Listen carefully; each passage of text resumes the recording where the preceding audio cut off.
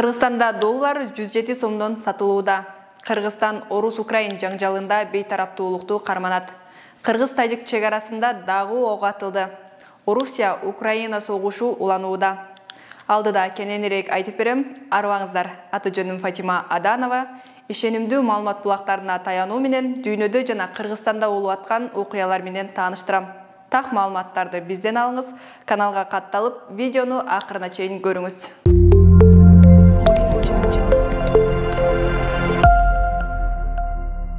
Бүгүн 10 мартта Кыргыз-Тажик чегарасында атышууда бир тажик чегарачысы өлүп, дагы бир адам жабыркаган. Бул тууралуу Азаттык жазды. Ал эми Кыргызстан тарапта баары аман-эсен экенин чегара кызматы тактады.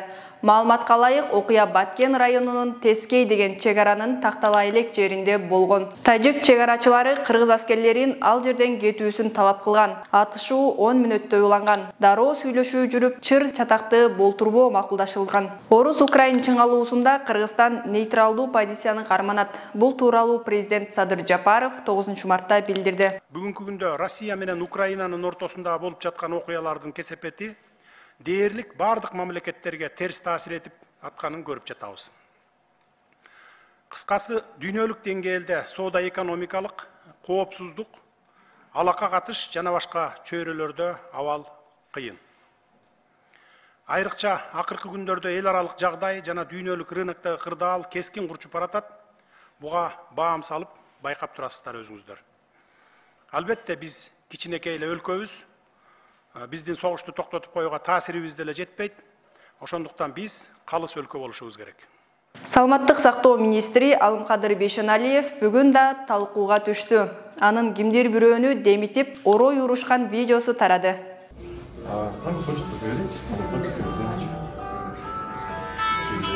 Алло. Лопух, я же тебе сколько дней ищу. В течение трех часов, если не освободишь, у тебя будут проблемы. Понял? Понял? От меня пошло. 24 года ты Кыргызстан обманываешь. Понял? Я сюда свои охраны ставлю, никто не заходит. Я тебе предупредил за тот раз. Ты попросил 10 дней и хочешь еще дальше, что ли, обманывать? Пошел, знаешь, куда вот здесь девушки сидят, стоят. Я тебя послал бы куда надо. Через 3 часа я приду, если здесь сотрудников останется, ты со мной будешь иметь, у тебя будут большие проблемы.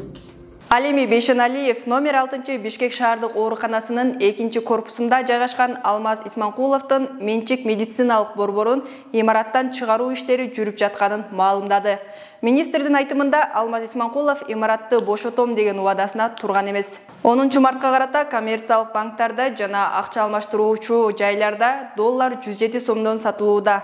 Улуттук банк курсту 103 сом 12 тыйын деп бекиткенин расмий сайттан көрүүгө болот. Ал арада экономика министри өлкөдө баалар туруктуу экенин айтты. Ал азыркы кезде бааларды турукташтырууга эмес, базарда негизги азыктардын болушун камсыз кылууга басым жасаш керек деп айтты. Өкмөт коммерциялык банктардан өндүрүш максатында доллар менен насыя алган кардарларга жардам берүү планын түзүп атат. Бул тууралуу 10 мартта жогорку кеңеште маалымат берип атып, экономика жана коммерция министри Данияр Амангелдиев билдирди. Соода жүгүртүүлөргө эмес, өндүрүүчүлөргө алган кредит насыяларын толугу менен конвертациялаганга азыр ошол механизмин улуттук банк менен бирдикте иштеп чыгып атабыз азыр. Жанагы кредиттик портфелде канча суммада ошол өндүрүүчүлөрдүн насыялары болгонун тактагандан кийин ошол өндүрүүчүлөрдүн насыяларын азыркы күндө конвертациялоого даярбыз. Негизинен курстун баасын азыр белгилейбиз, кайсы курстан өзүңүздөр билгендей, бүгүнкү күндө курстун баасы 105 сомдон уже жогору болуп кеткен.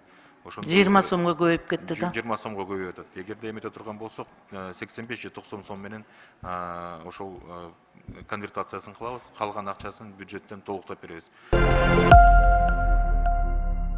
Орусия менен Украина 3 марттагы сүйлөшүүсүндө гуманитардык коридор ачуу макулдашылган. 9 мартта Орусия жергиликтүү убакыт боюнча 10дон баштап карапайым калктын Киев, Мариупол, Сумо, Чернигов жана Харьков шаарларынан чыгып кетиши үчүн ок атпай турганын билдирген. Бирок Сумы шаарынан гана чыгуу үчүн коопсуз коридор түзүлгөнү белгилүү болду. Башка шаарларда элди эвакуациялоо үзгүлтүккө учураган. Орусия сөзүндө турбай атканын Украина 3 марттан бери эле даттанып келет. Маалыматтарга ылайык, Мариуполдогу абал оор бойдон калууда. Шаар орус аскерлеринин курчоосунда калган. Мы опять без света. Мы опять без воды.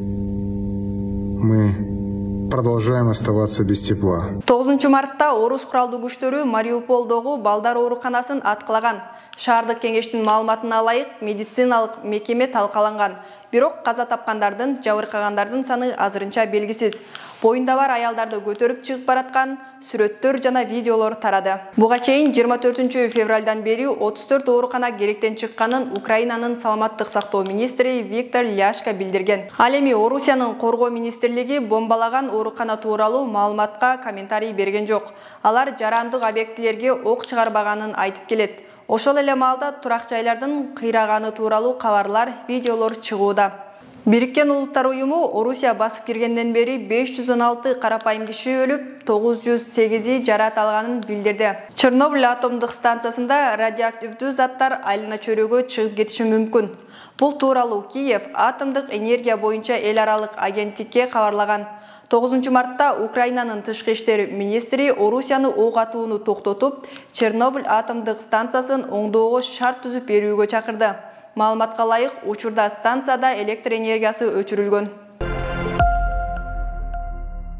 Орусиянын тышкы иштер министри Сергей Лавров биз Украинага кол салган жокпуз деп дагы бир ирет таң калтырды. Бул сөздү ал Туркиянын Анталия шаарында украиналык кесиптеши Дмитрий Кулеба менен жолугушуусундан кийин айтты. Баса, бул тышкы иштер министрлеринин деңгээлиндеги алгачкы жолугушуу. Бирок бул иретта эки тарап ымалага келе алган жок. На другие страны мы нападать не планируем. Мы на Украину не нападали. На Украине мы просто объяснили многократно. Наступила ситуация, которая создает прямые угрозы безопасности Российской Федерации. Вопреки нашим многолетним напоминаниям, увещеваниям, призывам, предложениям, нас никто не слушал. Президент Путин многократно на эту тему подробнейшим образом высказывался. Орус өкмөтү мурда чет өлкөдөн алынып келинген, Орусиядан алып чыгууга тыюу салынган товарлардын жана жабдуулардын тизмесин аныктады. Бул тууралуу министрлер кабинетинин сайтында маалымдалды.